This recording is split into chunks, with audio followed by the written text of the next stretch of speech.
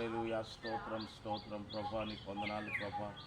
ఈ ఉదయకాల సమయంలో ప్రభా రవీంద్ర నాన్నగారు వారి యొక్క స్వగ్రామమైనటువంటి పేర్నమెట్ట ప్రాంతంలో మమ్మల్ని తీసుకొచ్చాం. అలాగే నాయన మరి మేము అనుకున్న విధంగా ఇక్కడ రావడం, అలాగే ఈ స్థలానికి రావడం, మరి ప్రభా ఇది దరిదాపు 4వసారి 5వసారి ఈ ప్రాంతానికి తీసుకొచ్చాం.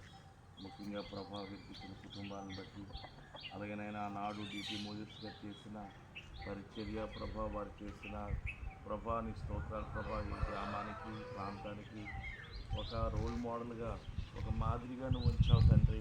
వారి కుమారులుగా ఎంతో దీవించావు.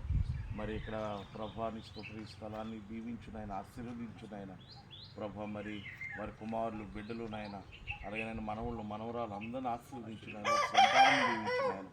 అలాగే అమెరికాలో ఉంటున్న నాన్నగారిని వారి కుటుంబాన్ని కూడా దీవించున్నాను.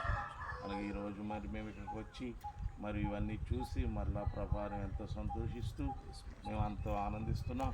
దాన్ని బట్టి మేము స్థుతిస్తూ ఉన్నాం తండ్రి. వెళ్తున్న మార్గంలో కూడా మీకు చూపించండి, ఇక్కడ ఉంటున్న బిడ్డలను కూడా దీవించండి. యేసు నామమున అడిగి వేడుకొనుచున్నాం తండ్రి, ఆమేన్.